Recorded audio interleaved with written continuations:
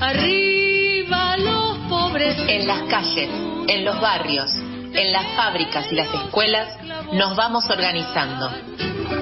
Y gritemos. Ahora también, Opinión Socialista en la radio, con la conducción de Gastón Covino y Guillermo de los Hoyos, con la participación especial de Juan Carlos Maceiras, Patricia Ramos y Patricio Seco, haciendo equipo en la puesta en marcha y producción con Gio Iris y Marcelo Argüello. Pretenden arrancarnos el futuro y obligarnos a la barbarie. Este es nuestro aporte para educar, organizar y movilizar al pueblo trabajador. Así comienza Opinión Socialista. Y se alcen los pueblos por la internacional europea. Hola, hola, hola, buenas noches a todos y a todas. ¿Cómo andan? ¿Cómo les va? Qué bueno estar otra vez junto a ustedes, así que les doy la bienvenida y les agradezco por sintonizar una vez más la AM740 Radio Rebelde para compartir, como todos los miércoles de 9 a 11 de la noche, un nuevo programa de Opinión Socialista en radio. Vamos a arrancar saludando a nuestra operadora Dayana. ¿Cómo te va, Dayana? Y agradeciéndoles muy especialmente a Gio Iris y a Marcelo Argüello, fundamentales en la producción para que este programa salga al aire. Y ya mismo le doy la bienvenida a mi compañero en la conducción de Opinión Socialista en radio, Guillermo de los Hoyos, desde Rosario, de Santa Fe, no sé, es lo mismo, ¿no? Santa Fe, Rosario, pero no sé en cuál de las dos ciudades, así que con quien vamos a estar acompañándolos durante estas 2 horas de programa. Hola, Guille, ¿cómo andás, compa querido? Hola Gastón, ¿cómo andás, querido? Bueno, me alegra verte, me alegra compartir con vos este programa después del traspié vehicular de la semana pasada. Bueno, pues es una alegría que estés acá y que estés conduciendo el programa. Y bueno, sí, vamos a estar aquí nuevamente en Opinión Socialista Radio en esta noche de miércoles, desde Rosario esta vez, charlando 2 horitas, compartiendo con nuestra audiencia. Y para arrancar, si te parece, Guille, le contamos a nuestra audiencia de qué vamos a estar hablando en el programa de hoy y a quiénes vamos a estar entrevistando. Sí, claro, vamos a estar charlando sobre la farsa electoral, sobre todos los candidatos del Fondo Monetario Internacional, y vamos a estar hablando también con María Victoria Gracierto, activista socioambiental desde Pueblos por el Agua, mamá, abuela, antropóloga, ¿sí? Y vamos a estar también en la columna contral con la hermana de Elías de Una Causa Armada. Un programa muy, muy cargado de cosas. Interesante en él, y que tenemos como las compañeras, no las compañeras las compañeras para el programa. Y me gustaría retomar lo que anunciaron, el tema central de elecciones 2000, todas y todos del FMI, y compartir al respecto con nuestra audiencia, si te parece, Guille, un audio donde vamos a escuchar a Macri, a Massa y a Cristina, y luego, si te parece, charlamos un poco sobre esto. ¿Escuchamos? Vamos. He decidido iniciar conversaciones con el Fondo Monetario Internacional para que nos otorgue una línea de apoyo financiero. Hace minutos hablé con Christine Lagarde, su directora, y nos confirmó que vamos a arrancar hoy mismo a trabajar en un acuerdo. Esta decisión la tomé pensando en el mejor interés de todos los argentinos.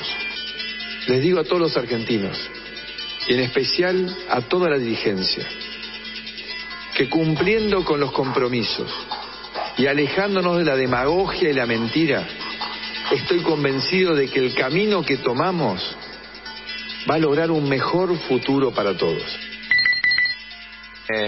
¿Qué significa ir al fondo? Para que entendamos qué representaron esos 44.000 millones de dólares del 2019. Significa asumir metas con obligaciones. En términos de programa económico, significa ceder en parte tu autonomía para atarte a un programa que de alguna manera es el que explica la capacidad de repago de tu país. Eso es ir al fondo. Si yo te dijera una obsesión que tiene que tener el próximo presidente, el que sea, Digamos, el programa exportador, juntar todos los dólares que Argentina necesita para pagarle al fondo y volver a sacarlo de la Argentina. Digamos que más que deudores recalcitrantes, somos pagadores seriales. Tremendo, ¿no? Y aclaramos que está claro, ¿no? Que ni Macri ni Cristina son candidatos en estas elecciones, pero también es evidente la influencia que ambos tienen en el armado de las listas de cada uno de los frentes a los que representan, ¿no? Sí, así es. Pero una de las cosas importantes del audio y que queríamos resaltar es lo que señala Macri cuando comienza las negociaciones con el Fondo Monetario Internacional, y eso que le pide a toda la dirigencia, ¿no? Que es el mejor de los caminos para todos es cumplir con los compromisos, ¿no? Sí, tal cual, y escuchando a Massa en el audio, pero fundamentalmente viendo cómo cumplen con todos los compromisos de pagos. En estos días se van a pagar alrededor, ya se pagaron una parte y ahora se va a seguir pagando hasta el 9 de julio, un total de 5.000 millones de dólares a los acreedores, ¿no? Y decía, escuchando y viendo esto, queda más que claro que más allá de cualquier diferencia en que intente mostrar en esta campaña que se avecina, que ya arrancó, no que se avecina, hay un total acuerdo en cumplir con los pagos al fondo, ¿no? Sí, totalmente. Unos nos endeudan, otros pagan, que pagamos, siempre garantizando las ganancias del FMI y de sus socios, ¿no? Sí, tenés razón, pagamos, no todo recae sobre nuestras espaldas. Y sí, por eso también es perfecto el cierre de este audio con los dichos de Cristina, somos pagadores seriales, es así, no hay otra, sí, tiene razón Cristina Fernández, la jefa para algunos y algunas. La jefa, y bueno, y lo de Massa, ¿no? Con la vieja idea kirchnerista de echar al fondo a billetazo limpio, o sea, le pagamos todo y que se vaya, bueno. Juntar, cuando hablamos, ¿viste que dice juntar todos los dólares? Todos. Pagarle todo, bueno. Así cualquiera, digo, pagamos todo, pero bueno. Y cuando hablamos de que son todas y todos también los candidatos del fondo, resulta interesante hablar también de esta falsa opción a Massa que se presenta en Unión por la Patria para las PASO y que es la candidatura de Grabois, ¿no? ¿Te parece en ese sentido, Villa, que compartamos una entrevista que le hicieron a Grabois en el programa Duro de Domar para resaltar bien esto que también mencionabas antes sobre la falsa opción que presentan? Dale, vamos. Tengo una pregunta para vos. Si en caso de que pierdas la interna, que es una alta probabilidad de que vos puedas acumular músculo político en la interna, pero difícilmente puedas ganarla. En caso de que pierdas la interna, ¿vos vas a militar y respaldar la candidatura de Massa? ¿Cómo? ¿Pierda la interna? Sí. Primero que yo voy a jugar a ganar la interna. Por supuesto. No, eso está fuera de discusión. Lo que digo es... Segundo, hay también una cuestión un poco obvia. Yo estoy dentro de un frente. El que gana, gana. El que pierde, acompaña. Bueno, escuchándolo, no queda ninguna duda que esta opción es una invitación que presenta Cristina Fernández y Unión por la Patria para intentar captar votos que puedan irse al frente de izquierda, Unidad, ¿no? El único frente que plantea claramente romper con el Fondo Monetario. Totalmente de acuerdo, Guille, y clarito lo de Grabois, el que gana, gana, y el que pierde, acompaña. O sea, por más que se muestre muy duro, va a acompañar cada uno de los compromisos de pago con el Fondo Monetario Internacional. Y ahora, Guille, si te parece, vamos a ir al editorial del programa, pero antes les informo que habíamos anunciado que hoy íbamos a estar entrevistando para hablar de las consecuencias sobre nuestra clase de los pagos al FMI a nuestro compañero Juan Carlos Maceira, integrante además del espacio de la autoconvocatoria por la suspensión del pago, investigación de la deuda, pero lamentablemente por un pequeño malestar físico nada grave nos avisó que no va a poder estar. Así que una pronta recuperación para Juan y le mandamos un muy fuerte abrazo desde acá. Y también les recuerdo que para comunicarse con nosotros y dejarnos su mensaje, pueden hacerlo al 11 68 73 27 37 o al 11 26 90 84 96. Y también por nuestra página de Facebook, Opinión Socialista de Argentina. Y ahora sí, siendo las 21:16 de la noche de este miércoles 5 de julio, vamos a escuchar en la voz de nuestra compañera Gio Eiris el editorial del programa de hoy.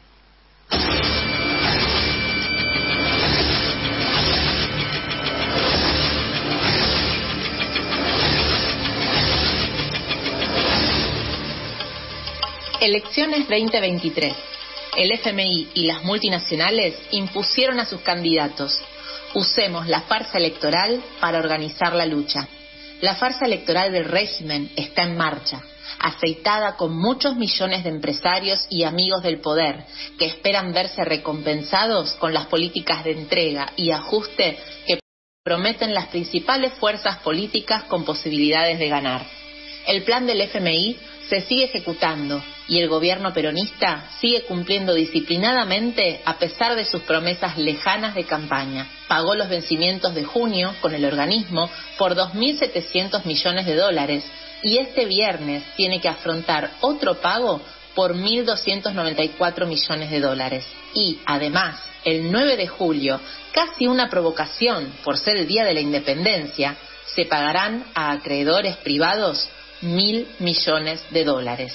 Los efectos del plan del FMI se hacen sentir crudamente y pretenden profundizarlo con una devaluación más severa, dejando así a más de la mitad de la población por debajo de la línea de pobreza, con una inflación que se roba el salario semanalmente, con trabajadoras y trabajadores empobrecidos por una política económica cuyo objetivo principal es pagar la deuda fraudulenta e ilegítima histórica y la que fue tomada por el macrismo.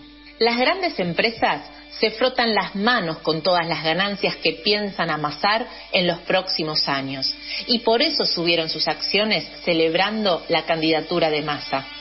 Saben que tanto él como Larreta, Bullrich y Milei garantizan sus intereses y sus planes de saqueo de los recursos naturales. Es que la burguesía nacional y sus partidos no tienen ninguna salida para el pueblo trabajador, como no sean mayores privaciones, saqueos, precarización y represión.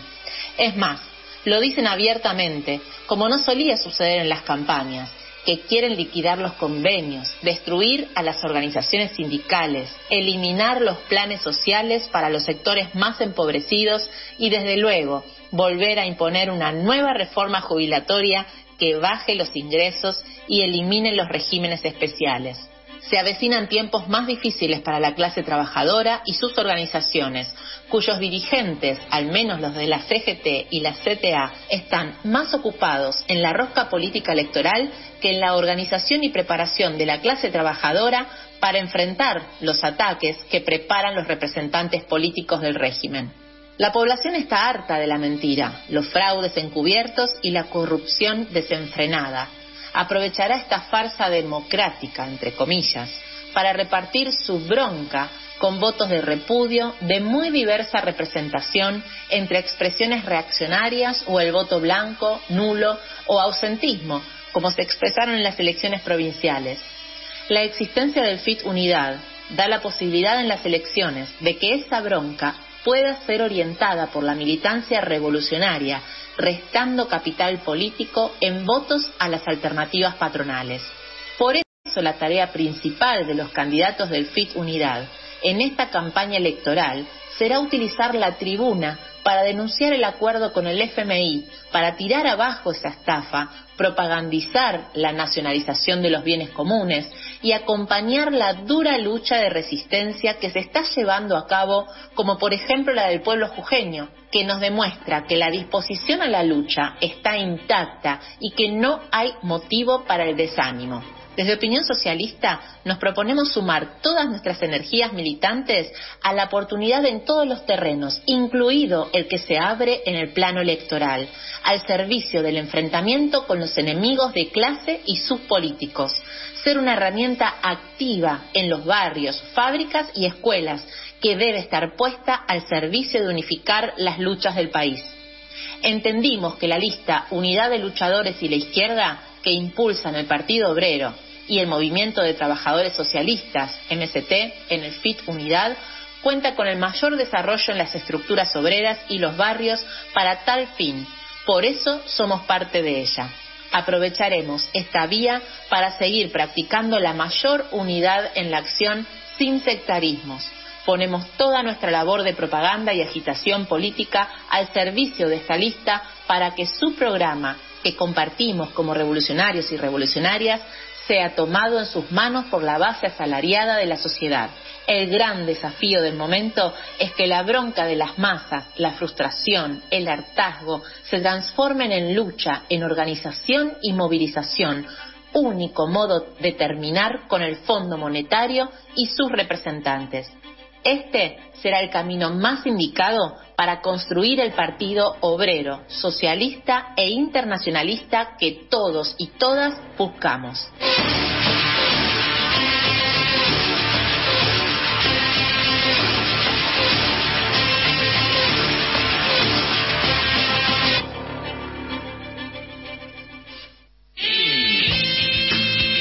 Para educar, organizar y movilizar al pueblo trabajador.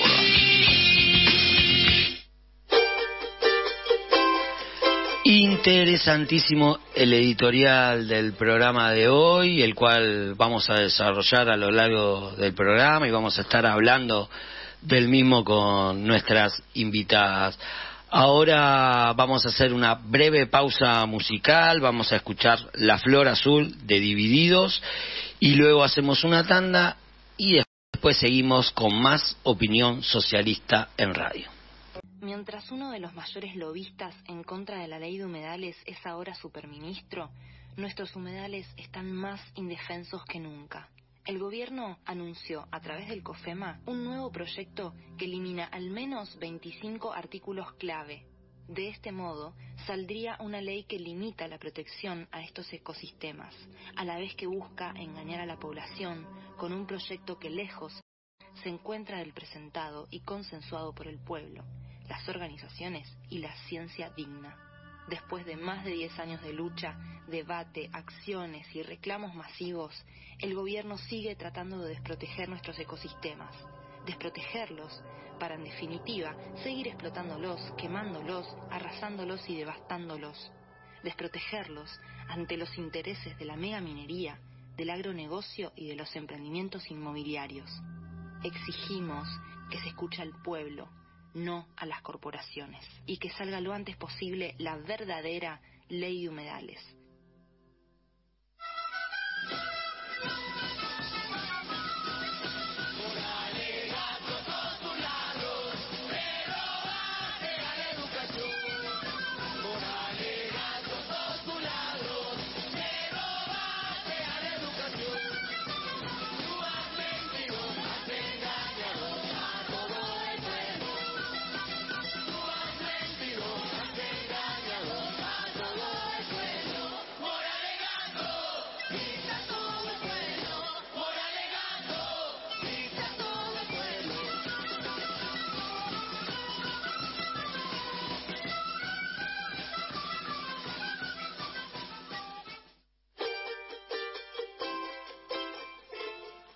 Bueno, y ahí seguimos en esta noche de Opinión Socialista en Radio.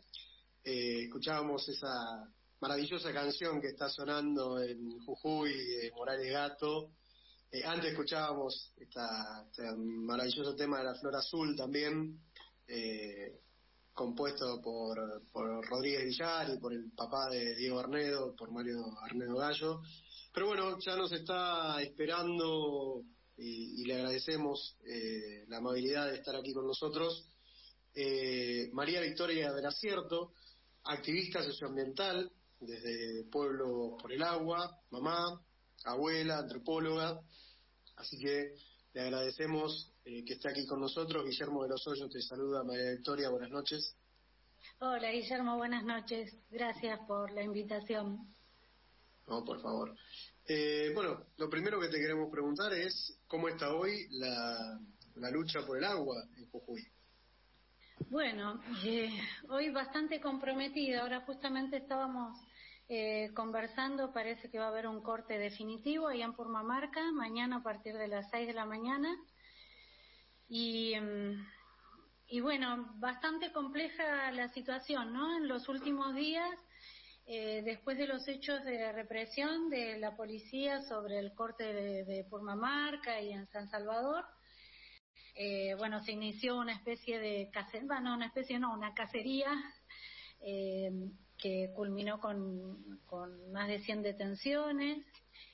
Anoche el fiscal de Estado estuvo dando una conferencia de prensa contando de qué manera iban a judicializar la protesta, con penas de multa y con penas de cárcel, a los que ellos identifican como responsables del ataque a la legislatura, siendo que hay un sector de la política que ha confesado que no han sido tan graves como se los ha mostrado, algunas roturas de vidrio y alguna computadora.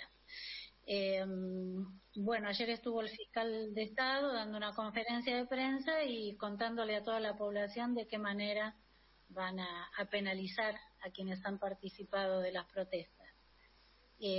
Por otra parte, creo que esto viene en respuesta a un proceso muy interesante que se viene dando en la zona de La Quebrada y La Puna, en donde las poblaciones se están dirigiendo directamente a los consejos deliberantes locales para pedirles el rechazo a la reforma. Empezó el jueves pasado Humahuaca, después siguió Abrapampa y ya hoy también Tilcara, Maimará, Uquía. Se están, digamos, como movilizando todos los consejos deliberantes en rechazar esta reforma. Por ejemplo, en Tilcara la verdad fue muy interesante seguir ese proceso, porque bueno, los ciudadanos piden el derecho a ocupar esa séptima banca, en donde exponen la manera ilegítima e ilegal en que se votó una reforma que solamente viene a concentrar el poder en el poder ejecutivo de la provincia y a mercantilizarlo todo, ¿no? A sentar las bases para mercantilizarlo todo.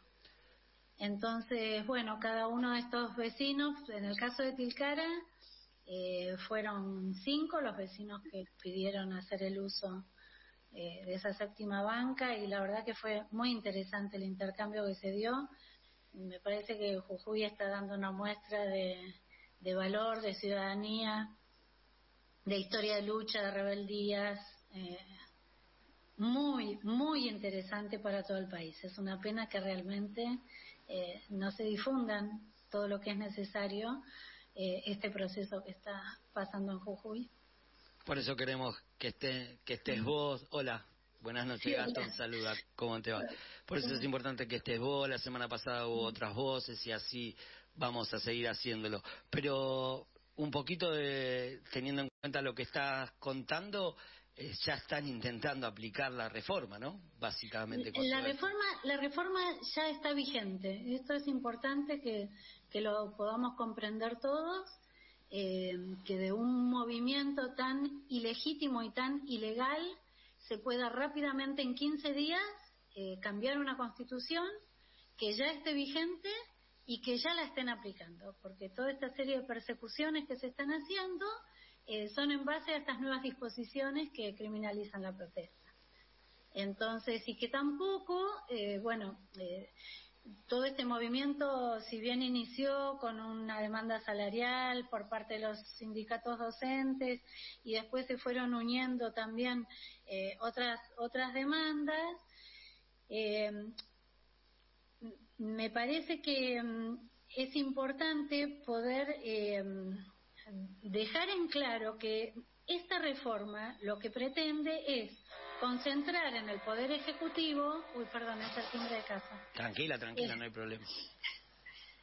Es concentrar en el Poder Ejecutivo todas las facultades sobre territorios, sobre agua, sobre recursos naturales, y bueno, digamos, todo esto ocurrió en contra de un pueblo que se levantó, que se manifestó, que pidió la palabra y no le fue otorgada, que pidió los procesos que la ley estipulaba de consulta y de participación y que no fueron atendidos, porque se lo escucha Morales por todos los canales de televisión hablar que esto desde el año pasado, y la verdad que no, desde el año pasado no.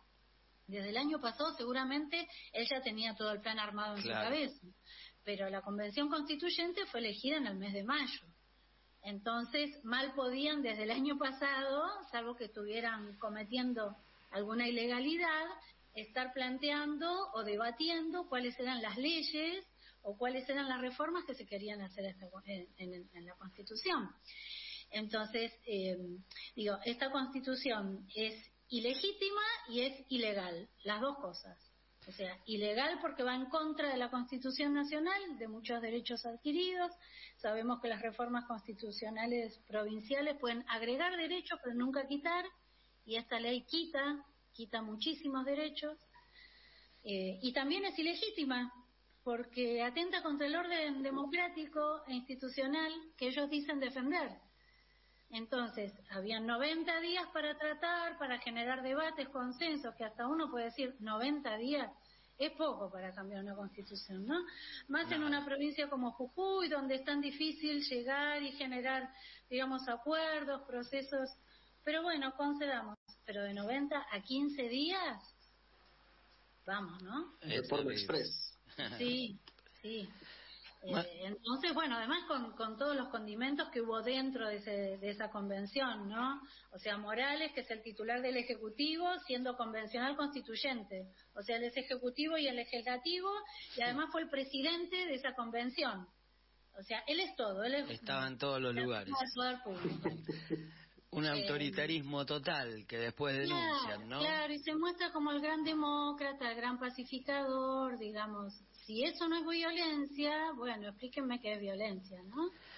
María Victoria, bueno, estamos hablando de las luchas, de la reforma, vamos a ir y venir en esta charla.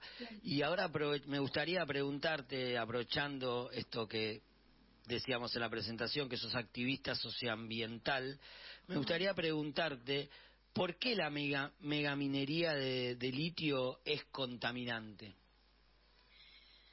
Mira, la megaminería de litio es contaminante como cualquier actividad a gran escala, ¿no? La megaminería de litio genera, por la evaporación del agua de donde se obtiene el litio, que es de las salmueras que están en la profundidad de las salinas, se evaporan y, bueno, yo no sé si alguna vez visitaron La Puna, pero los vientos de La Puna son tremendos. Sí. Y no solamente contaminan cuando se pone a disecar la salmuera para obtener las sales de litio. Nosotros tenemos más de 14 pasivos ambientales en la provincia que están denunciados. ¿Qué significa esto, 14 pasivos? 14 pasivos ambientales mineros, porque después tenemos otros. Sí. Mineros tenemos 14, que fueron denunciados por el fiscal Gómez, que era fiscal federal de Tucumán, allá por el año 2008, cuando hubo una lucha muy parecida a esta, tratando de impedir la introducción de la megaminería a cielo abierto en la provincia. En el año 2008 hubo una rebelión a nivel generalizado en la provincia, porque se veía venir la introducción de la técnica a cielo abierto. Bueno, efectivamente se impuso. Tenemos Pirquitas, Aguilar, Chinchillas, en este momento a cielo abierto esas 3 explotaciones. Y, ¿con otro gobierno o con gobierno de otro signo? Sí, bueno, Minel Aguilar tiene casi 60 años más, 70 años de explotación, y creo que un poco más también. El tema es que en el 2008 se empiezan a explotar. Pirquita es lo mismo, o sea, Jujuy es una provincia que tiene una larga historia de tradición minera, pero bueno, era esa minería socavón, el sistema de túneles, de seguir la veta, de encontrar esas vetas de alta ley, obtener el mineral. Con la introducción de la megaminería a cielo abierto, esas minas que se creían agotadas volvieron a florecer, digamos. Y bueno, volvió a abrir Pirquitas, Mina Aguilar se empezó a explotar a cielo abierto. Y tenemos pasivos, que era de lo que les estaba contando, y tenemos pasivos de mineras que explotaron durante muchos años y un día cerraron porque ya no era más negocio, y ahí quedó todo, ¿no? En el año 2009 encontramos en una de las organizaciones, la Red Puna, encontró en Mina Pan de Azúcar las bolsas con pastillas de cianuro, que era el lugar donde los chicos de la comunidad iban a jugar, porque era la mina abandonada. Todo lo que hay ahí es altamente tóxico. Yo en un momento, cuando empecé a descubrir todo esto, cuando fui a vivir a Jujuy y empecé a descubrir todo esto, me puse en contacto con Alicia Kirschbaum, que es una geóloga de la Universidad de Salta, y ella estudió muy bien la contaminación del río Yacoraite, en Mina del Aguilar. El río Yacoraite nace allá arriba en la zona de Casa Grande, y bueno, Mina del Aguilar tiene 3 derrames declarados en sus propios estudios de impacto ambiental y otros tantos no declarados. Alicia Kirschbaum lo que hizo fue estudiar desde la naciente del río hasta la desembocadura en el Río Grande, que es el que surca toda la quebrada, y descubrió o pudo rebatir el argumento de la empresa, que decía que bueno, que los valores se debían a floraciones que hay en el río, de minerales, que naturalmente contaminan el agua. Bueno, ella dejó bien claro y lo publicó en muchas revistas, en una de las más importantes a nivel internacional, que Mina del Aguilar es la productora de esa contaminación. Y lo que explica muy bien ella es que lo que aporta al río el dique de Cola es el drenaje ácido de mina, que es muchísimo más peligroso. Generalmente cuando hablamos de megaminería a cielo abierto nos preocupamos por el cianuro, bueno, por todas estas sustancias que sabemos que se utilizan, y que ella, bueno, no es que no les da importancia, pero dice, la verdad deberíamos preocuparnos muchísimo más por el drenaje ácido de mina, porque es muchísimo más tóxico y con el paso del tiempo cada vez se hace más tóxico. Terrible. Y tarda miles de años la Tierra en poder metabolizar todo eso. Y ella aconseja no solamente no vivir en esos lugares frente a Pan de Azúcar. Yo estuve en Pan de Azúcar, el día que fui volví sumamente irritada, mi nariz, mi garganta, estuve casi 2 días, que me causó, digamos, una molestia muy, muy fuerte, muy importante. Y frente a ese pasivo vive la comunidad de Pan de Azúcar. Y la comunidad de Pan de Azúcar aspira en algún momento a que eso se vuelva a abrir, a que puedan tener trabajo, digamos, y alimenta toda esta fantasía que sabemos que muchas veces están en estos pueblos, ¿no? Bueno, Mina del Aguilar se cerró el año pasado, después la compró José Luis Manzano, que es el actual dueño. Mira vos. Él, sí, además de las 243.000 hectáreas del litio, y ahora que está en todos lados, en las portadas de los diarios, el señor del litio. El señor del litio es también el señor de Mina del Aguilar, porque compró Mina del Aguilar, que es una mina agotada, y que nos preguntamos para qué compra José Luis Manzano una mina agotada. Si no fuera porque está lo suficientemente cerca del uranio de Huella y Tilcara y del cobre que ahora están demandando a niveles internacionales, que lo tenemos ahí también en Yacoraite, creería que es tonto, pero como sé que no tiene un pelo.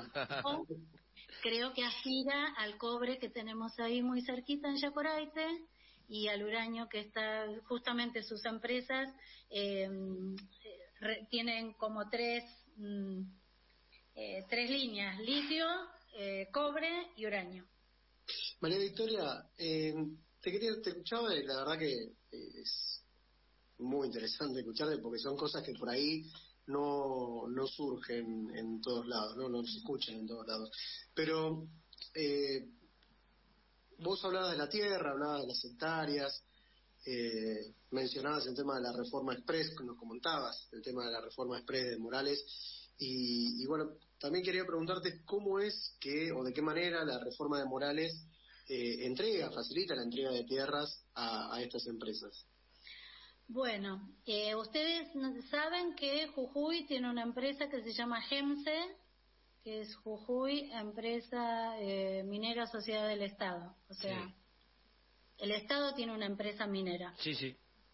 Que se asocia con las transnacionales que vienen a explotar. En la nueva Constitución, Morales se arroga la potestad de reconocerle a las comunidades indígenas, que son las que habitan en todos los territorios donde están estos recursos, el reconocimiento, otorgarle la personería jurídica y la titularidad de las tierras, algo que es absolutamente inconstitucional, porque eso es facultad del Estado Nacional. El Estado Nacional tiene el Instituto Nacional de Asuntos Indígenas, que desde hace 30 años le debe a las comunidades los títulos de las tierras que habitan, dicho sea de paso. Y que las tierras ancestrales, la tierra que... han pasado gobiernos de todos los colores y tipos, y esa ley y esa letra de la Constitución sigue sin cumplirse. La República Argentina, además, adhiere al Convenio 169 de la Organización Internacional del Trabajo, que le reconoce a los pueblos indígenas el derecho de consulta y participación previa, libre e informada. O sea, que cualquier actividad que el Estado nacional o provincial desee realizar en tierras comunitarias debe ser consultado con quienes viven. Bueno, se presentan estas cuestiones, ¿no? Que el Estado Nacional no ha cumplido, y entonces Morales dice, bueno, el Estado provincial ahora les va a reconocer la personería jurídica a las comunidades, les va a reconocer la tierra, ¿verdad?, aptas y suficientes, o sea, si no te gustan estas, te daré otras, o vaya a saber en su cabeza que pergeña, porque es difícil. Entonces, bueno, esto ya sería, digamos, otra razón como para declarar la inconstitucionalidad de esta reforma, y también, digamos, prepara el camino para que el Poder Ejecutivo mueva a la gente como si fueran fichas del ajedrez. Ahora los voy a poner acá porque yo le di 243.000 hectáreas a Manzano, entonces esta gente acá me molesta. Salinas Grande lleva una lucha de casi 15 años ya, resistiéndose a la explotación del litio. En Susque se está explotando hace mucho tiempo, pero en Salinas Grande vienen resistiendo. Y bueno, sabemos que viene por esas tierras, ¿no? Nosotros lo denunciábamos el año pasado cuando descubrimos hay un mapa que está accesible para todo el mundo, que es el catastro minero. Entonces vos entrás y ves los pedimentos, las explotaciones, los cateos, digamos, cada cosa tiene un color, y yo cada tanto entro para mirar, y un día entro y casi me muero cuando vi el mapa, porque estaba toda la provincia roja, amarilla y celeste, o sea, plagada de pedimentos, de cateos y de explotaciones ya otorgadas. Muchas en la quebrada de Humahuaca, en Patrimonio Cultural de la Humanidad. Sí. Contra toda racionalidad, vos decís, pero ¿qué tiene en la cabeza alguien que hace esto, no? Bueno. Esta reforma que es de Morales y con el acuerdo del PJ, ¿no? Absolutamente. Ahí hay una alianza del PJ de Rivarola, que es el Frente de Todos, y que lo digo así porque hay que decirlo, el Frente de Todos le da la posibilidad de cargar con su capital simbólico y político a Rubén Rivarola, siendo, bueno, una persona que es un aliado de Morales. Terrible. La legislatura es una escribanía, digamos, es una escribanía, y así se consensuó la reforma de la Constitución, porque decime a instancias de quién, o sea, el pueblo salió a pedir una Constitución nueva. ¿Por qué había que reformar la Constitución? ¿Y cómo la reformaron, no? Entre gallos y medianoche, esa votación terrible, como hacen todos siempre a puerta cerrada. Claro. Es terrible. Recordamos a toda nuestra audiencia, para los que recién se incorporan a escucharnos, que estamos hablando con María Victoria Veracierto, activista socioambiental desde Pueblos por el Agua, mamá, abuela y antropóloga. Y ya que hablamos un poquito del PJ y de el apoyo y la alianza esta que hicieron para que Morales logre sacar su ilegal e ilegítima constitución, como vos decías, te queríamos preguntar qué rol juega en toda esta situación, en todo este entuerto, digamos, el gobierno de Alberto Fernández y de Massa. ¿Cómo lo ves vos? Bueno, a Sergio Tomás le debemos el gobernador que tenemos, sí, porque Morales es gobernador en la provincia de Jujuy gracias a Massa. Entonces, bueno, ahí ya estamos, ¿no? Massa es amigo de todos. Eso es lo único que podemos coincidir con Burrich, ¿viste? Cuando dice que es Larreta y no, ¿quién fue la que dijo eso? Sí, Burrich, que Larreta y Massa eran amigos y Morales eran amigos de Massa. Es lo único que podemos coincidir en eso, con ellos. Entonces, bueno, nosotros le debemos a Massa al gobernador que nos dejó, que en un momento fueron aliados, que bueno, ahora son oposición. Bueno, sabemos cómo es este juego, ¿no? Y bueno, y estamos viendo también la inacción del gobierno nacional ante atropellos que son realmente inadmisibles. Lo que está pasando en Jujuy es inadmisible. Y ahora porque estalló, pero esto desde hace tiempo viene ocurriendo, digamos, desde que Morales es gobernador.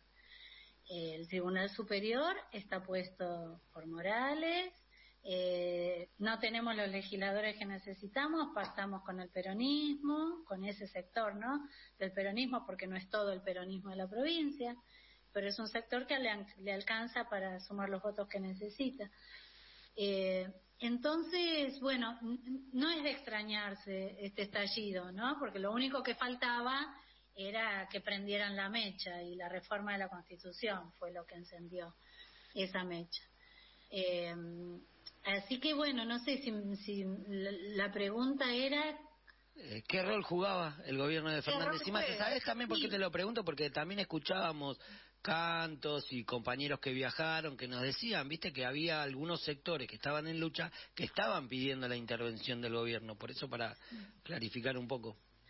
Sí, la intervención federal se está planteando desde casi los inicios, por lo menos desde el momento en que se inició la represión. Y lo único que se consiguió fue un pacto de no intervención de la Gendarmería, ¿no? Eso fue todo lo que se logró con el gobierno nacional, que Gendarmería no intervenga. Sí, sabe a poco. Una manera también de lavarse las manos y de ser cómplices o de ser parte de esta reforma express, de esta entrega de tierras y de esta situación que nos comentaba. La verdad que ha sido súper interesante escucharte y muy importante todo lo que has planteado. Nosotros estamos, por supuesto, como decía Gastón, este es un micrófono abierto para todas las luchas del país, para todas las luchas de los pueblos, de la clase trabajadora, pero bueno, estamos avanzando también hacia la tanda, digamos, del programa. Queríamos decirte, para ir avanzando hacia el cierre de la charla, cómo continúa esta lucha, que está este jujeñazo que está siendo abrazado por toda la vanguardia del país, ¿no? Es decir, por todos los sectores en lucha, por las distintas vanguardias, digo, que en el sentido de los ambientalistas, la clase trabajadora, las comunidades originarias de todo el país. Estamos siguiendo con mucha simpatía y este jujeñazo. Así que bueno, ¿cómo ves vos que esto sigue? Mira, la verdad es que no sabemos cómo sigue, porque esto es el minuto a minuto. Recién llegaba esta noticia que mañana va a haber un corte definitivo en Purmamarca, que fue, digamos, en donde el epicentro del primer episodio de violencia con la infantería de la policía de la provincia. Dicen que mañana va a haber un corte definitivo por lo menos por 24 horas. Así que por la ruta 9 no se va a poder transitar y hacia la 52 que va a Chile tampoco. Y conociendo la historia de lucha del pueblo jujeño, en uno de los cortes había un cartel que decía los del norte, porque bueno, los del norte son diferentes al resto, dice: los del norte somos callados, pero cuando nos mienten nos levantamos. Y conociendo la historia de luchas y de rebeliones del pueblo jujeño desde, no sé, la batalla de Quera, pasando por el Aguilarazo y el movimiento del 2008, te digo que esto va para largo. Y el pueblo de Jujuy no se va a arrodillar y va a seguir hasta las últimas consecuencias, sean las que sean. Y yo creo que esto va para largo. Aquí estaremos, no solo siguiendo, sino además acompañando en todo lo que podamos y dando aire, dando las voces y bueno, y aportando toda la solidaridad como corresponde, porque la lucha de Jujuy es la lucha de todos y todas nosotros, porque es así, digamos, la tierra. Sí, es importante que sepamos que esto es lo que se viene a nivel nacional. O sea, nosotros somos como la imagen de la película que viene atrás. Este es el tráiler. Téngalo claro todo el país. Esto es el tráiler. Y nosotros, hasta que la reforma no caiga, no vamos a deponer la actitud. Venimos diciendo que es el laboratorio esto para el resto del país. María Victoria, te tenemos que dejar. Realmente un verdadero placer haberte escuchado. Siempre es una alegría escuchar a las compañeras que están en la lucha. Y como te decía recién, Guillermo, cualquier cosa que necesiten, no dejen de llamarnos y acá estamos con el micrófono de nuestro espacio abierto para seguir visibilizando la lucha y que esto no decaiga, porque la verdad, como vos decís, es lo que intentan aplicar para el resto del país. Así que toda la solidaridad, el apoyo, compa. Muchas gracias. Muchas gracias. No, gracias a vos, muchas gracias. Chao, gracias. Escuchaste en Opinión Socialista en Radio a María Victoria Veracierto, activista socioambiental desde Pueblo por el Agua, mamá, abuela y antropóloga. Ahora tanda y después seguimos con más Opinión Socialista en Radio.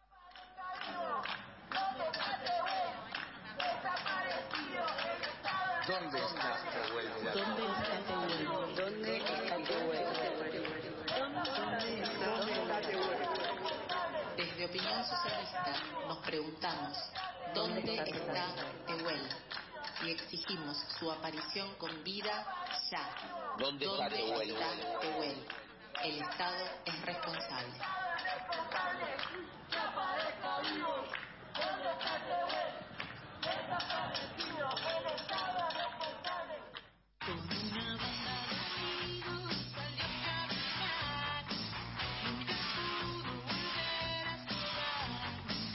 El Estado utiliza todos los días su aparato represivo contra la clase trabajadora y el pueblo empobrecido.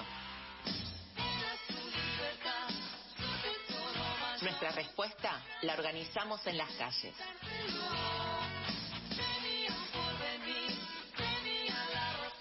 Aquí, con Patricio Seco, comienza la sección contra la represión estatal y la persecución a los que luchan de Opinión Socialista.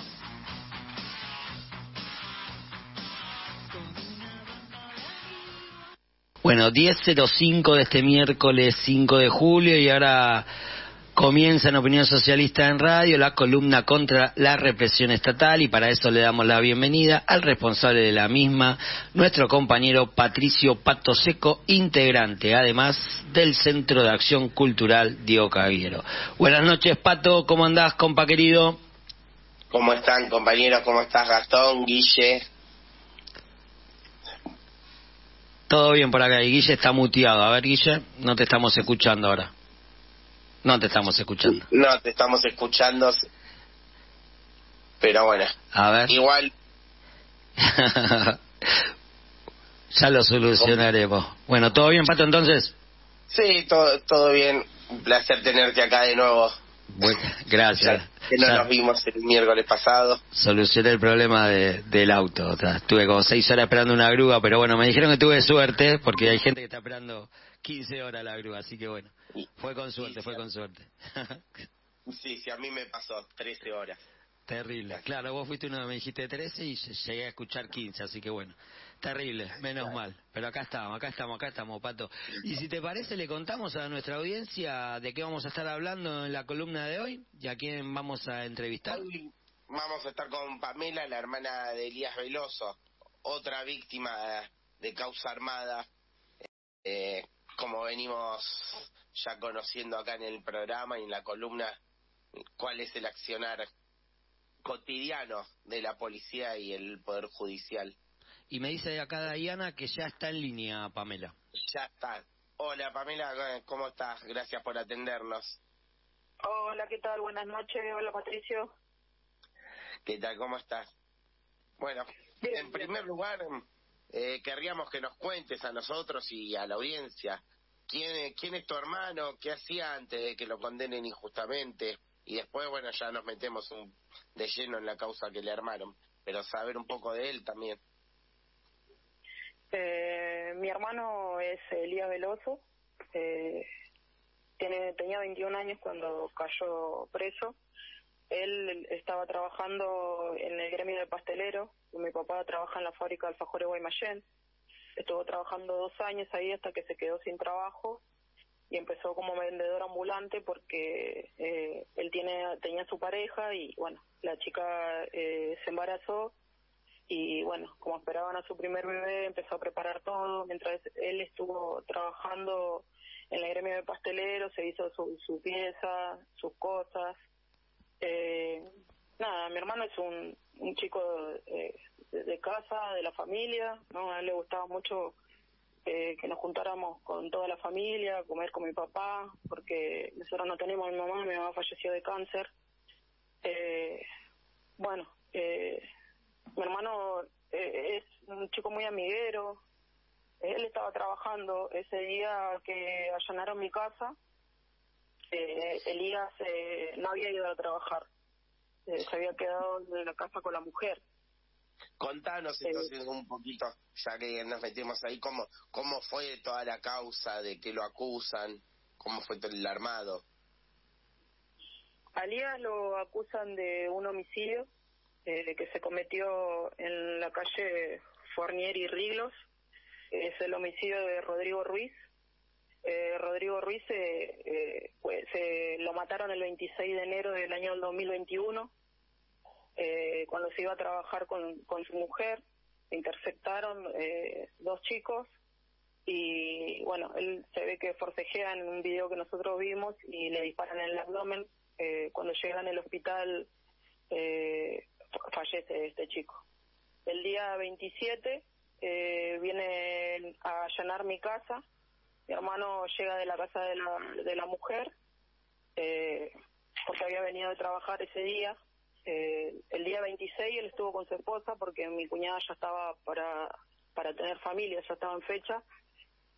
Entonces ella le dijo que no fuera porque ya estaba con dolores, ella ya había perdido un embarazo. Entonces mi hermano ese día no fue a trabajar el día 26.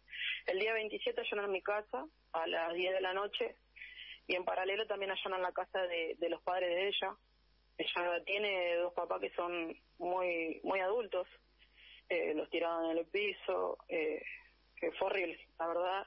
Bueno, en paralelo también allanaron la casa de mi papá, donde se encuentra también mi hermana con sus hijos, y mi papá ese día no estaba porque estaba trabajando, y estaba con la mujer, mi hermano. Apenas entra mi hermano, entraban a allanar, ya estaban esperando que mi hermano entrara. Los policías que allanaron la casa de mi papá ya estaban tirados en el pasto, estaban esperando todo. Bueno, ese día empezó nuestra pesadilla porque ni siquiera nos dijeron por qué se llevaban a mi hermano. Nosotros fuimos a la comisaría porque nos habían dicho que, bueno, nos mostraban la orden de allanamiento. Fuimos a la comisaría y fuimos a preguntar por qué se lo llevaban a mi hermano y nos dijeron que no nos podían decir nada. que teníamos que esperar al otro día que vayamos a fiscalía, que mi hermano lo llevaran. Yo esa misma madrugada hablo con una vecina y bueno, tenía a su esposo que era abogado, nos lo presentó a su esposo, fuimos a la fiscalía y ahí nos enteramos que a mi hermano lo acusaban de un homicidio. ¿En el allanamiento encontraron algo? No, el allanamiento fue negativo. Ellos fueron a buscar la mochila del chico que le habían robado, billetera y sube, se llevaron una sube de mi casa, una mochila de mi hermano, todo salió negativo. Incluso no hay nada en contra de mi hermano. Pamela, te quería preguntar algo, ahora continuamos, pero para que le cuentes a nuestra audiencia y todo, ¿cómo está tu hermano hoy? Y la verdad que de ánimo, bueno, tiene sus días, ¿no? Porque no es fácil, ¿no? Él tiene a su hijo lo conoció 5 minutos en fiscalía, él quiere volver a mi casa y bueno, mi papá a lo largo de que mi hermano está preso, mi papá tuvo 2 ACV y un infarto. Todo producto de lo que está pasando con mi hermano, de la injusticia que está viviendo, ¿no? A la causa de mi hermano le hace la causa de la comisaría de González Catán, segunda, y el oficial que le hace la causa a mi hermano es el oficial Emanuel Manís, conjunto con la comisaría, ¿no? Sí, se entiende. ¿Y la fiscalía que investiga? Sí, también. El fiscal que estuvo a cargo de la investigación de mi hermano fue el doctor Marco Jesús Borgi, que renunció el año pasado en diciembre porque fue denunciado por corrupción. Él estuvo a cargo de la causa de mi hermano y también de otras causas que son con causas armadas. Mayormente siempre lo que estaba era ese doctor. Y bueno, ahí se elevó la causa de mi hermano a juicio. Este año tuvimos el juicio de mi hermano, que estaba planteado en hacerse en 3 días, 24, 25 y 26. El juicio de mi hermano se realizó en un solo día. Ese día decidió el juez que lo iba a realizar en un día porque como no había nada, a él le parecía que ese día se hiciera todo porque fue un juicio por jurado y dice que si salía las personas del jurado para afuera y volvían al otro día a votar, es como que se iban a contaminar. O sea, esto ya estaba todo preparado. Y el fiscal que está a cargo de mayormente de todas las causas armadas que van a juicio es el fiscal Lupino, Alfredo Lupino. Ahí, buenas noches, Pamela. ¿Me escuchás ahí? Guillermo de los Hoyos te saluda. Hola, buenas noches. ¿Qué tal? ¿Nos puedes explicar un poquito más esto del juicio que duró un solo día? ¿Cómo se desarrolla en ese lapso tan corto, tan veloz? Bueno, mira, el juicio anteriormente tuvieron unas audiencias con el abogado, habían acordado que el juicio se iba a realizar en 3 días, es lo que habían acordado. Incluso no había testigos de parte de la víctima, no había testigos, solamente la mujer que estuvo con él ese día, donde ella dice que fue mi hermano. Mi hermano fue a una rueda de reconocimiento. Una semana antes se filtran todas las fotos de mi hermano en el noticiero, donde ni siquiera le tapan los ojos. Y ese día que mi hermano le tocó la rueda de reconocimiento, la fiscal la citó a la viuda antes de la rueda, viendo que eso no se puede hacer, y cuando ella va a la rueda de reconocimiento dice que fue mi hermano. Entonces en el juicio la citaron como para que ella diga que fue él. El único testigo que había fue eso, y otra mujer que habían metido de una denuncia que había tenido mi hermano porque se había peleado una semana anterior con un chico, y habían traído a esta mujer que no tenía nada que ver con la causa porque la sentaron ahí a preguntarle si ella sabía algo del homicidio, si la había visto mi hermano. Dijo que ya no sabía nada porque encima el homicidio se cometió en otro barrio, ni siquiera estamos cercanos al lugar donde fueron los hechos. Acá lo importante es que nosotros sabemos quién es el homicida. Hay un homicida, incluso ellos lo saben porque se presentaron pruebas y ellos no hicieron nada. La respuesta del fiscal fue que él no podía culpar a una persona por dichos, pero sí a mi hermano lo llevaron ahí por dichos. El juicio se celebró en un día cuando habían pactado en 3 y el abogado de nosotros estuvo en común acuerdo también con el juez que sí, que lo iban a terminar ese día. Ese mismo día condenan a mi hermano sin nada. El doctor Alfredo Lupino, el fiscal de juicio, había pedido 28 años Ese día nos dieron la sentencia, solamente lo condenaron, y al otro día nos dijeron que a mi hermano le iban a dar 25 años. Tremendo, tremendo. Pamela, bueno, yo recuerdo que, no me acuerdo si era el programa que hicimos sobre Marcos Bazán, y después vos te contactaste con nosotros para ver si podías salir al aire, y mencionaba esto y lo de Marcos Bazán, porque bueno, esa es una causa que con lucha y en la calle se logró la absolución del compañero, ¿no? Y en ese sentido te quería preguntar, ustedes están en contacto con otros familiares que están luchando por la misma situación que ustedes, y ¿cómo ves esto de organizarse? Mira, nosotros el año pasado conocimos a la coordinadora contra la impunidad policial. A mí me contacta una amiga en común que teníamos con Claudio Castro, y bueno, de ahí empecé a hablar con él. Participé de unas cuantas reuniones, estuve también en una actividad que hubo con el marido de Zulema, que había ido a juicio y le dieron la libertad.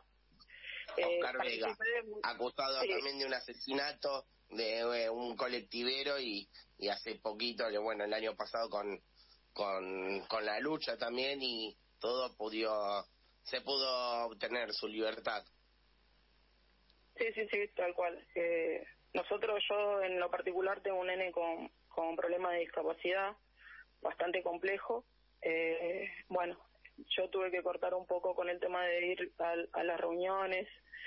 No hubo mucha lucha. Te digo la verdad, yo soy sincera, también de parte del abogado, nosotros lo que él nos sugería era que no hiciéramos marcha, que tratáramos de no hacer una página de mi hermano, porque es lo primero que ellos te sugieren.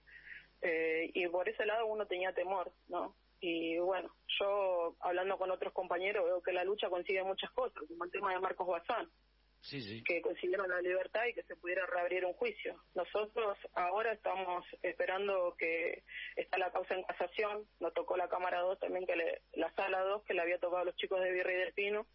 Nos tocaron los mismos jueces. Sí. Yo creo que en ese programa fue que te contactaste con nosotros cuando estuvieron. Tenés razón. Los familiares de los chicos, los 3 chicos de Virrey del Pino, que bueno, por suerte también pudimos dar la noticia acá que fueron absueltos de una causa completamente absurda. Y ahora, apelado el veredicto, Innocent Project interviene en el caso. Para quienes no saben, Innocent Project es una organización nacida en Estados Unidos, pero bueno, ahora está en muchos países, que representa justamente a víctimas de causas armadas. ¿Cómo llegaste a ellos y cuál es el panorama que ves hoy? Bueno, nosotros llegamos a ellos porque mi hermano apenas lo llevaron al servicio penitenciario. A los 2 meses habla con un compañero y le dice que Innocent Project había conseguido la libertad de un compañero de ahí. Entonces mi hermano me dijo que lo buscara por Instagram y me comunicara con ellos. Que estamos hablando con ellos ya hace 2 años.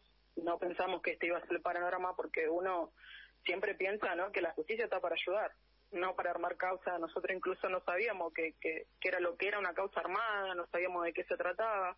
Como todos, nos tocó en el camino caminar y ir informándonos, ¿no? Gracias a Dios está la coordinadora también, ¿no?, que te ayudan un montón. Yo los contacto a ellos y bueno, ellos lo que me dijeron, que ellos intervenían en caso de que la persona ya estuviera condenada. Yo me comunico de nuevo con ellos, siempre estuvimos hablando a lo largo de este tiempo igual, me comunico con ellos para hacerles saber que mi hermano ya había sido condenado.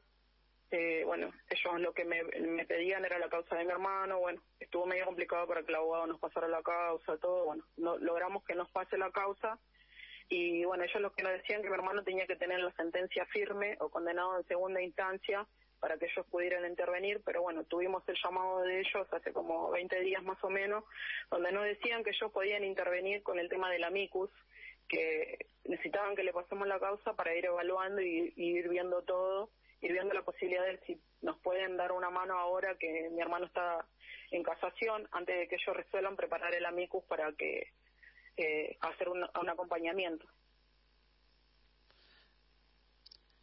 Claro, perfecto.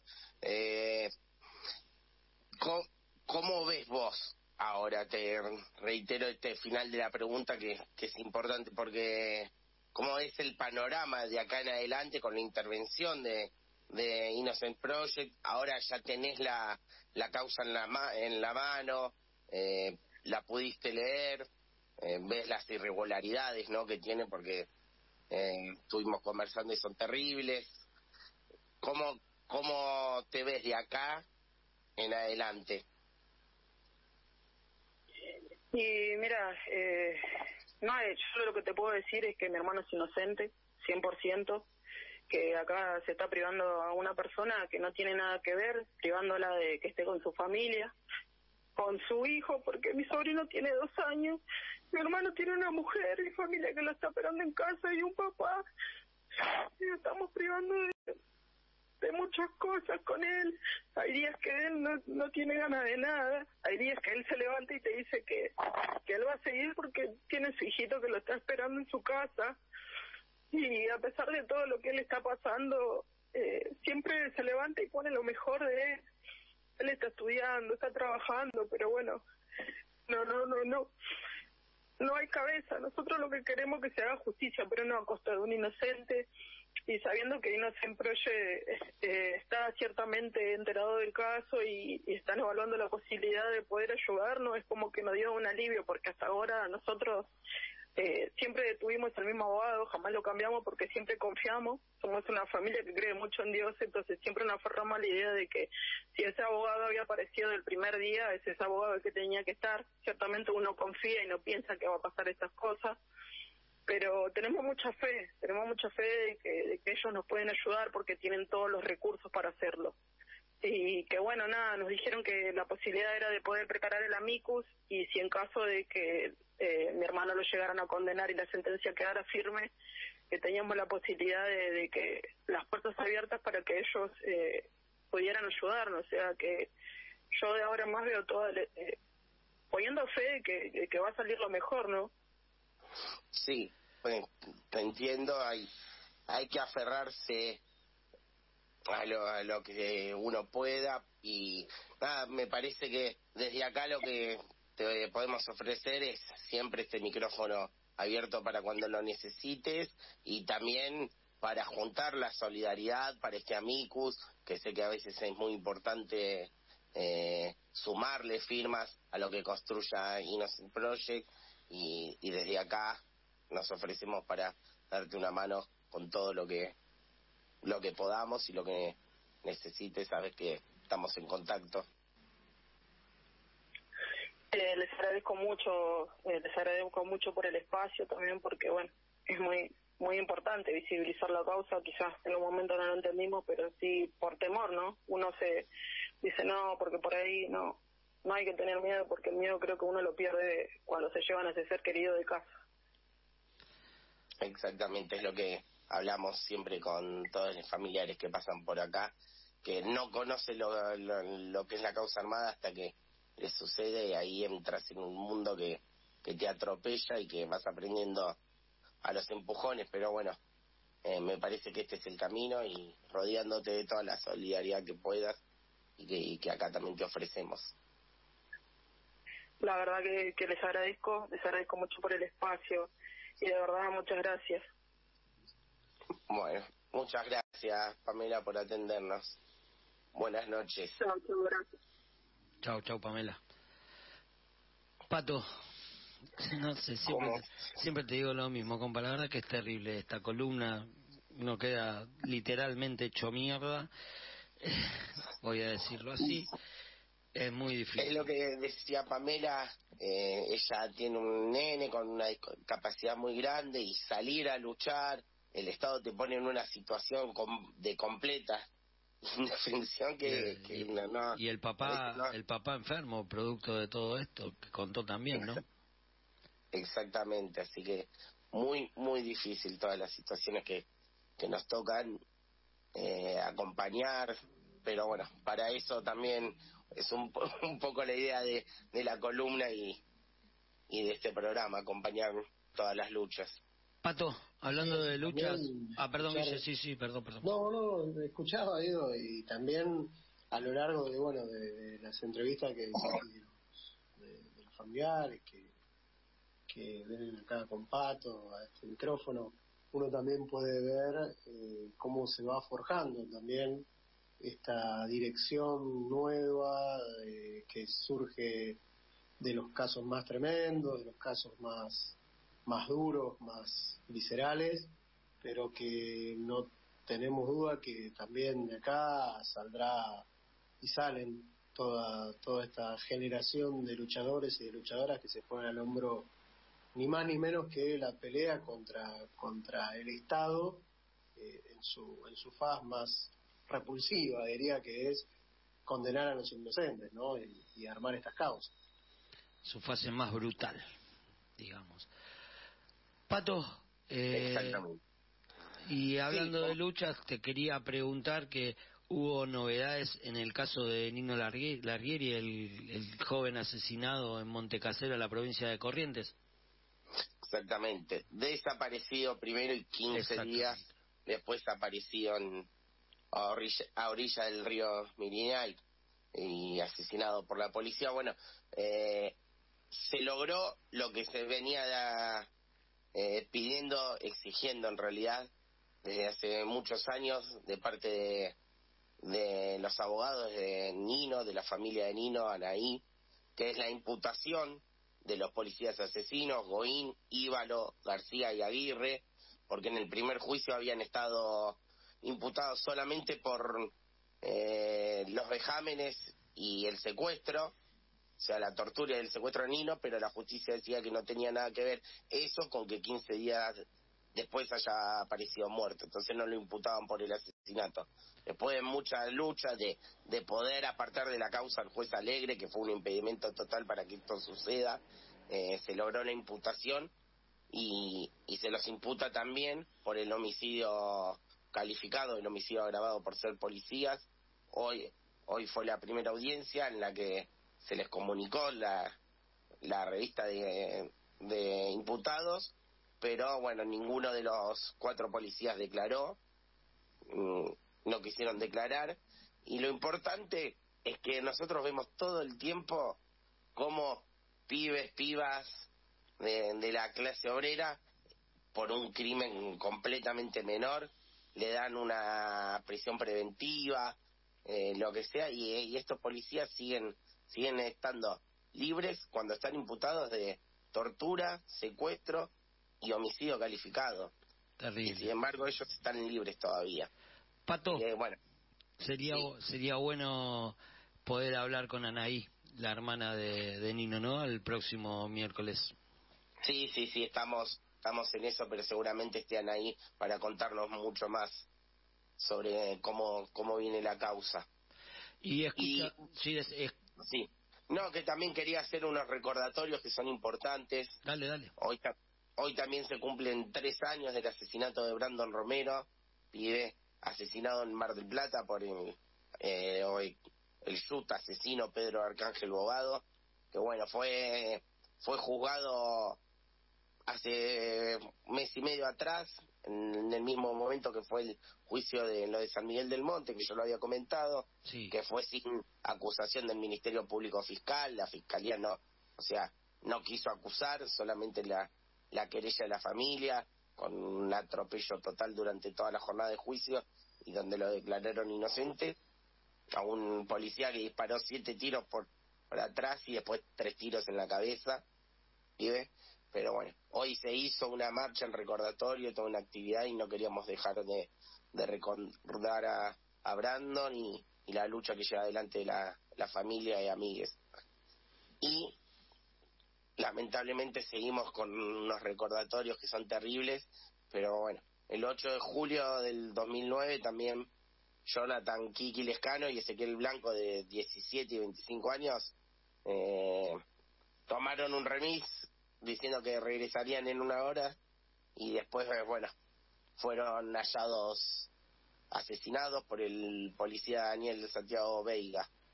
En realidad fueron hallados asesinados el 14 de septiembre, varios meses después, porque estuvieron desaparecidos también y fueron hallados enterrados como NN en La Chacarita, en el mismo cementerio donde estuvo enterrado desaparecido Luciano Arruga.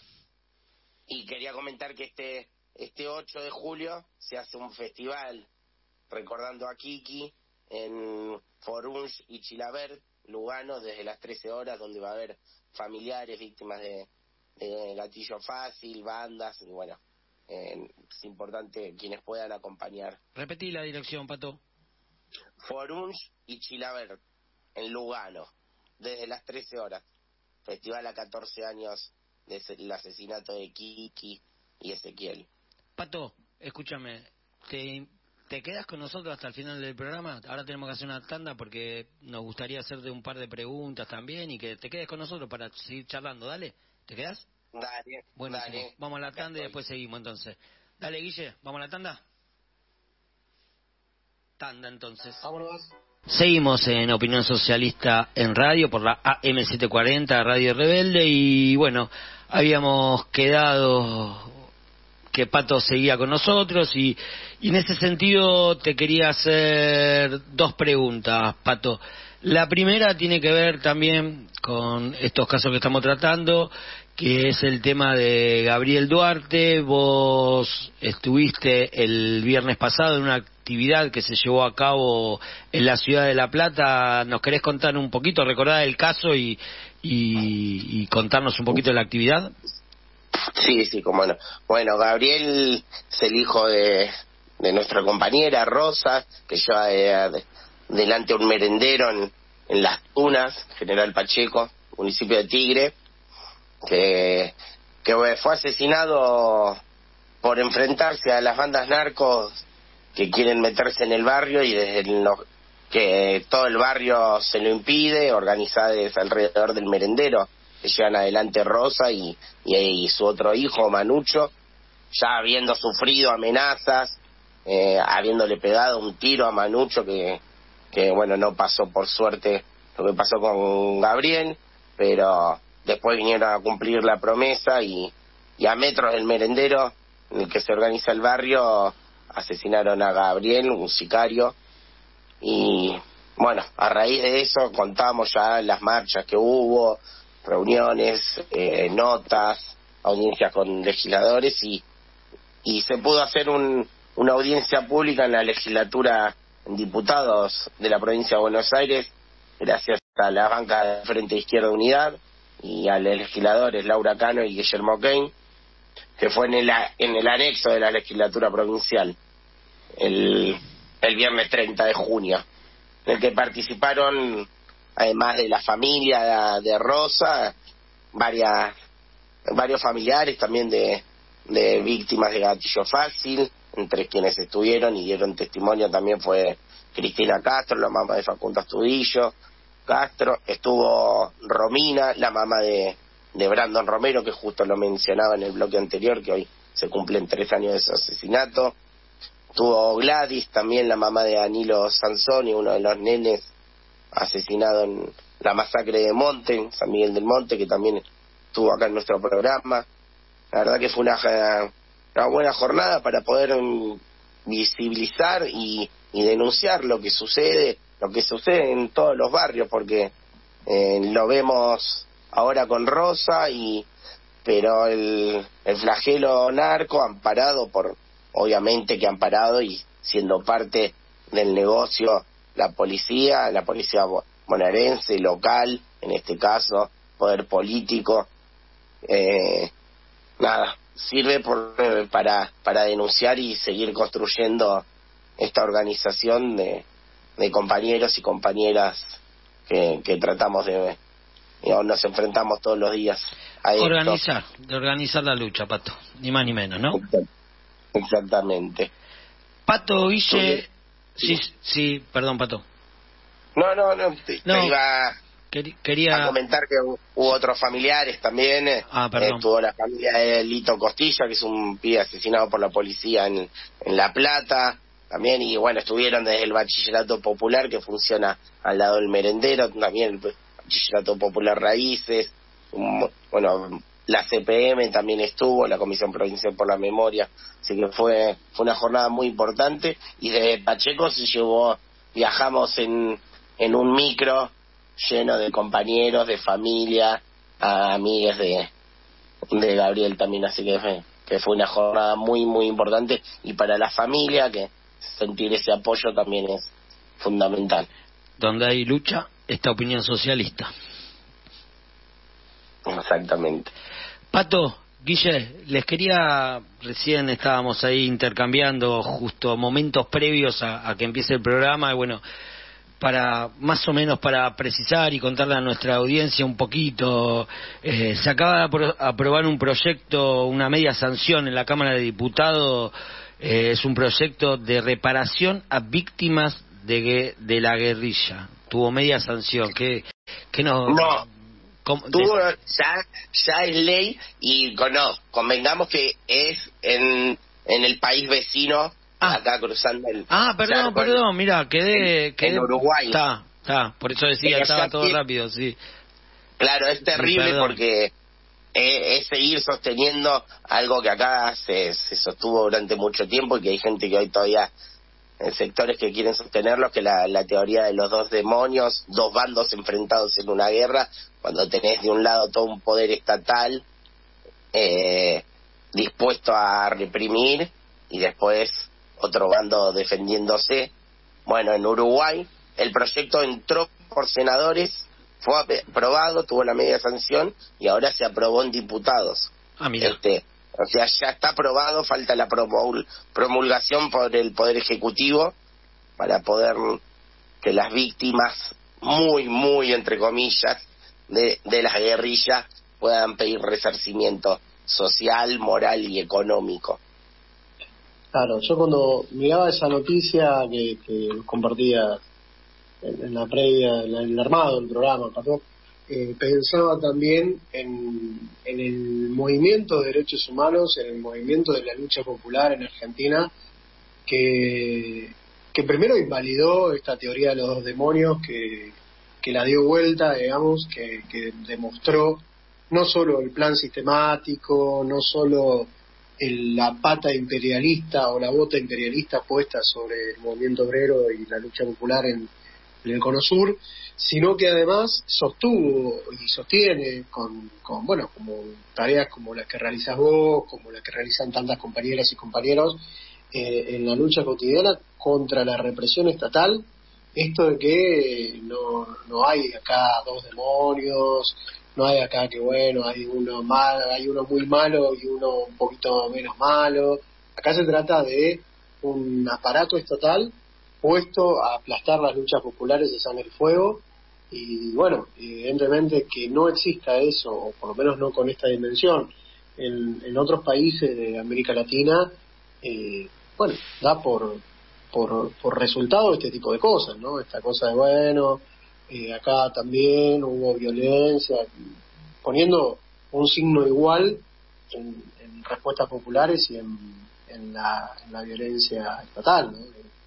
Sí, buenísima la aclaración, porque yo estaba en un termo, yo esto lo leía cuando estaba metiendo en el auto, que estaba cometiendo una ilegalidad, y se decía, bueno, esto va a ser un quilombo, si es así, no puede pasar ni en pedo, pero bueno, buenísima la aclaración. No, hay negacionistas que están en cargos públicos, y hay negacionistas que son candidatos y candidatas en las próximas elecciones. Eso es innegable. Ha habido genocidas, gobernadores como Bussi en Tucumán, digo, eso no lo vamos a negar. Presidentes. Pero precisamente si no están y si no pueden avanzar, es por la enorme lucha y la enorme tarea de lo que decías que se llevan adelante. Claro. Siempre reconocemos acá, y en nuestra corriente hablamos de la revolución democrática, en lo que fue para el pueblo argentino salir de la dictadura, y cómo se salió, y la lucha. Así que por suerte acá todavía eso está muy presente, y por más que haya sectores que lo quieran imponer y discutir, en la mayoría del pueblo no se discute. Terrible, compas. Y bueno, vamos a avanzar un poco en esta noche. Ya son las 22:44.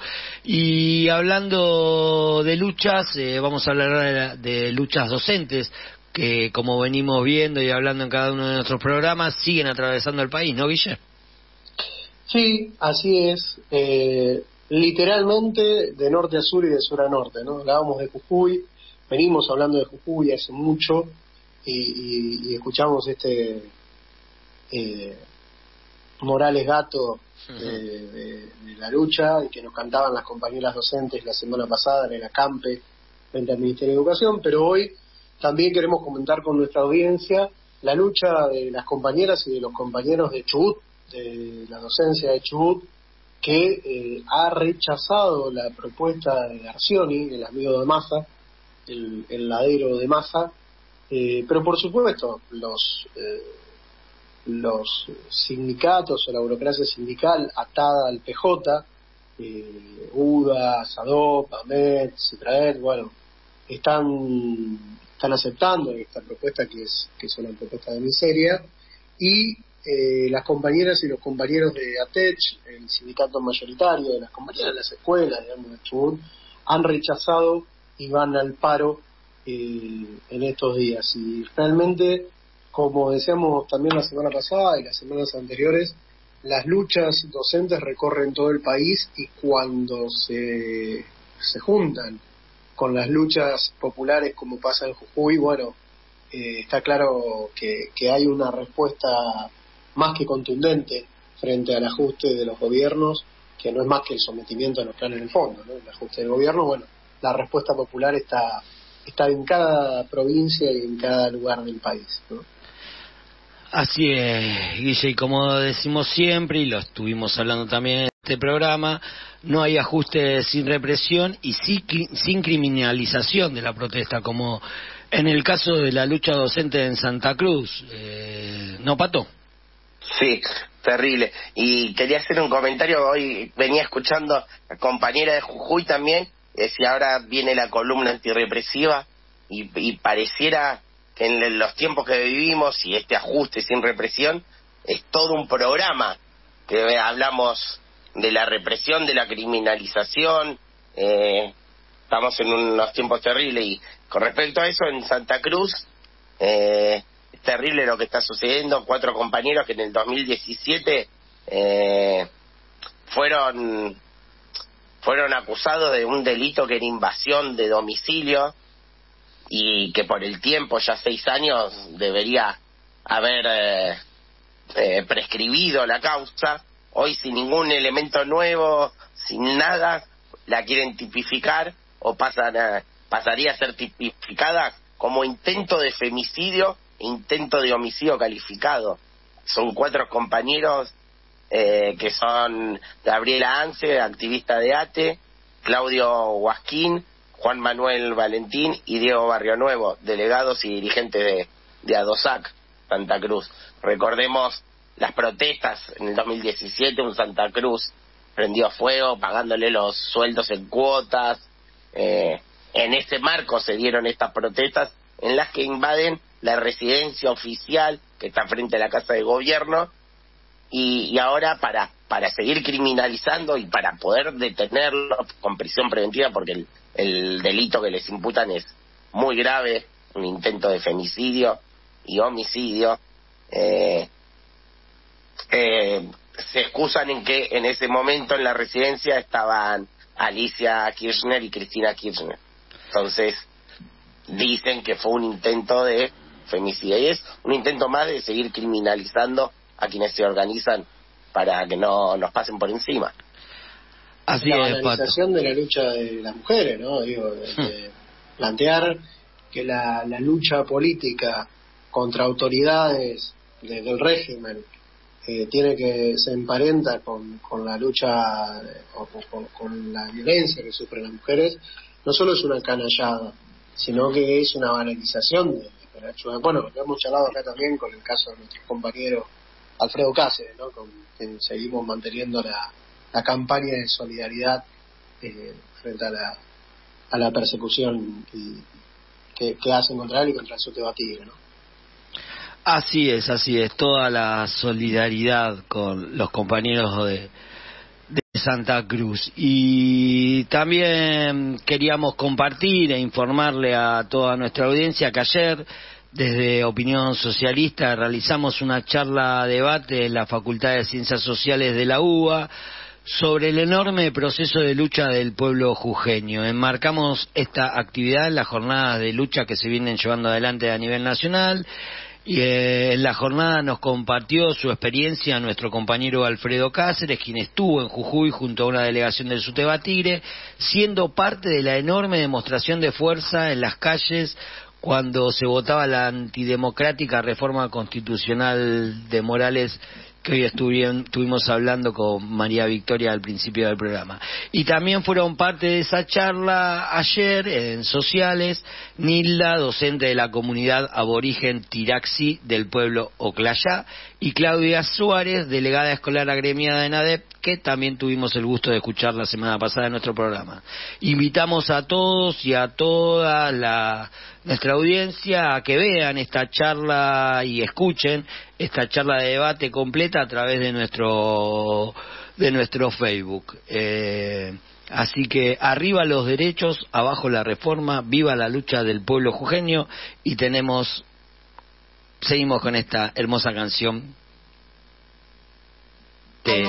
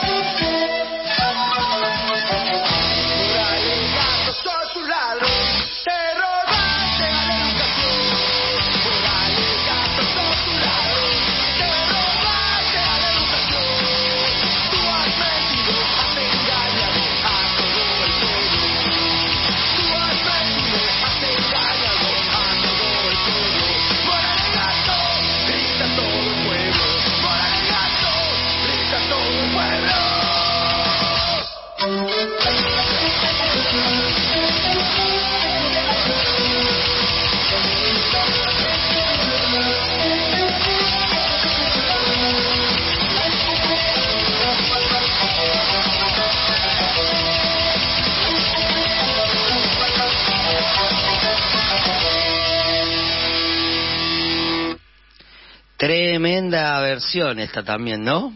¿Qué les pareció? Hermosa, suena hermoso en el ritmo que sea, es fantástico. A mí me encantó la de la semana pasada cuando vos estabas despidiendo a Claudia Suárez y te dijeron vamos a cantar nuestro himno y salieron ahí con todo, estuvo buenísimo, me encantó. Esa es hermosa, la verdad que no. Fue muy difícil seguir después de eso porque... Sí. Ahí no pudimos menos que emocionarnos. Escuché tu suspiro cuando terminó esa nota, la verdad estuvo se lo dije a Guille. Cuando pasaron después la otra versión dije, me quedo con las compañeras en el corte. Sí, es verdad. Es así. Che, compa, estamos cerrando el programa, nos quedan a ver 7, 8 minutitos.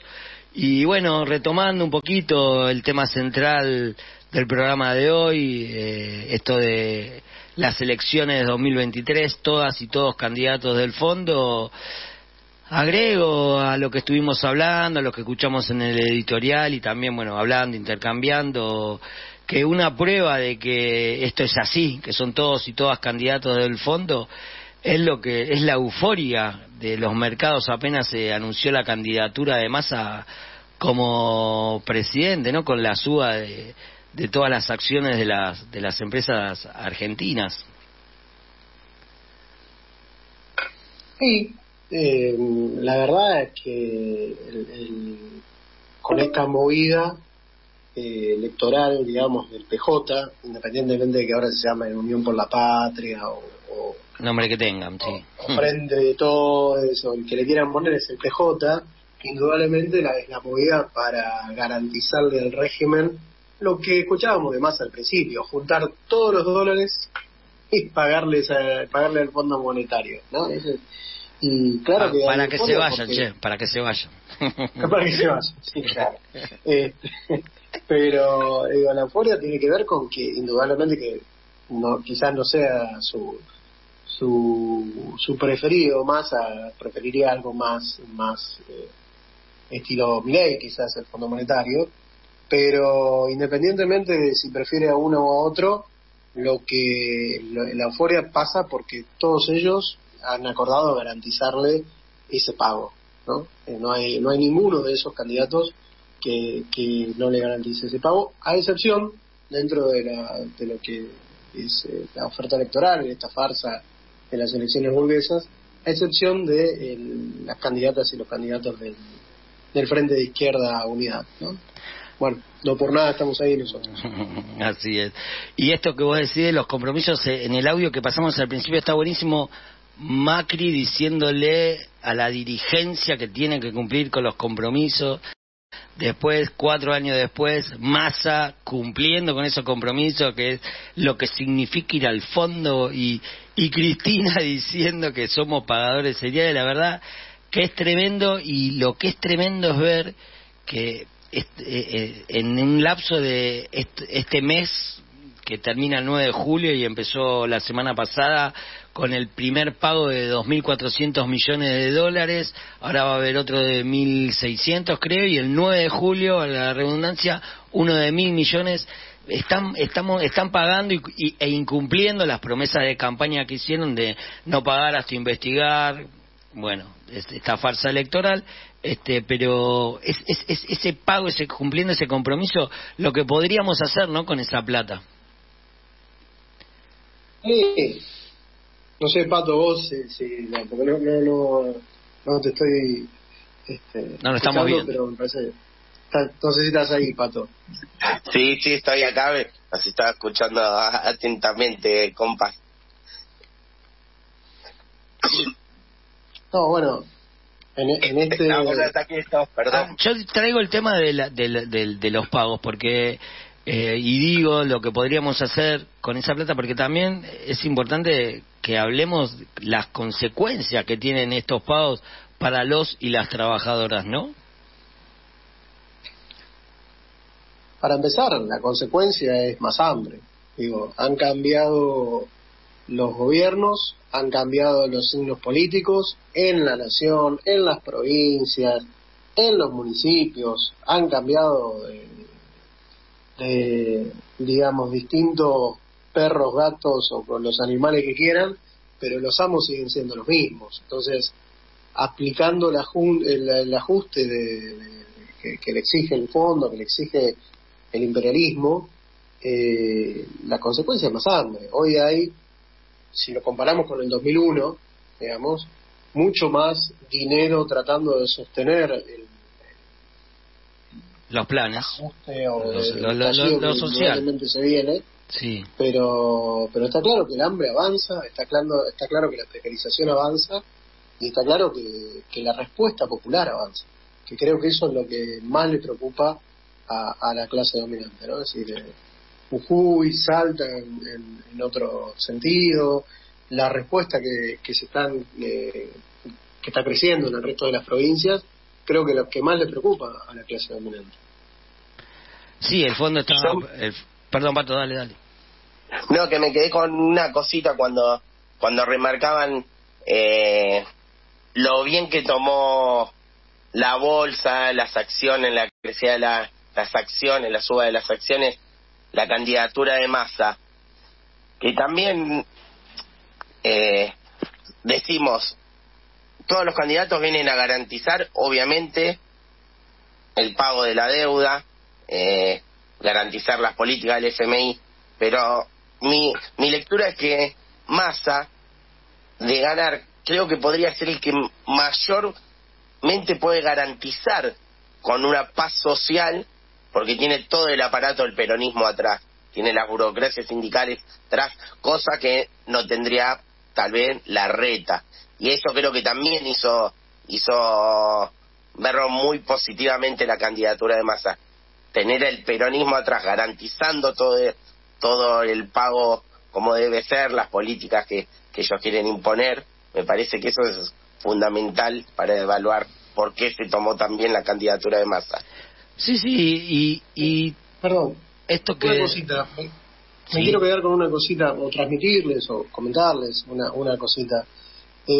Con todas las compañeras y compañeros de trabajo, y bueno, amigos, gente conocida con la que hablo, todo el mundo tiene esta idea de se viene, ¿no? Che, mirá la que se viene, che, mirá estos nos la quieren dar. Ahora, nadie dice, y bueno, no queda otra. Todos dicen, bueno, hay que prepararse, ¿no? Hay que prepararse para resistir el ajuste, hay que prepararse para enfrentar esto que es más hambre y más miseria. Entonces, en ese sentido lo quería comentar también porque ha sido distinto a otras charlas de otros momentos electorales. Es que el ajuste es terrible, loco. Uno va a comprar... Sí, es terrible. El ajuste es terrible. Ya la carestía de la vida, uno lo ve, cada vez es peor. Quería retomar esto que hablábamos antes, el fondo es consciente de esto, por eso no quita la ayuda social, cuida que no se toquen los ahorros de la clase media de los bancos para que no estalle, para dar otro elemento de estallido. Y lo que queda claro, compas, es también lo que hablábamos al principio, ¿no? Esto de que la salida no es Grabois, claramente, que es una salida para que no se fuguen votos hacia el FIT Unidad, que es un poco lo que hablábamos también, es el único espacio que tiene que tenemos en esto de no pagar y de romper con el Fondo Monetario Internacional, porque de eso se trata, de romper con el Fondo Monetario Internacional que viene por nuestras riquezas. Prueba de ello es el jujeñazo, ¿no? Que están luchando por el tema del litio, que se quieren quedar con todas sus tierras para quedarse con el litio, todo lo que comentaba la compañera que entrevistamos. Y así esto recorre todo el país, y más ajustes, se quedan con nuestras riquezas, y bueno, así estamos, compas. Bueno, y llegamos al final de este programa. No hay más tiempo, ya no hay más tiempo, se cierra el Meet, ya estamos pasaditos un minuto, así que se terminó el programa, compas. Pato, qué rápido se pasa. Se pasó rápido. Así que, Pato, Guille. Impresionante. Bueno, buenas noches, compañero. Buenas noches a la audiencia también. Y nos vemos la semana que viene. Dale, Pato, gracias por quedarte. Guille, querido, un abrazo enorme. Un abrazo enorme. Chau a todos y a todas. Nos vamos, nos despedimos y nos reencontramos el próximo miércoles con más opinión socialista en radio. Chau. Las voces, las ideas, las acciones de la clase obrera y de los movimientos populares estuvieron en Opinión Socialista. Nos encontramos el miércoles que viene a las 9 de la noche por AM740 Radio Rebelde. Nos vemos en las calles.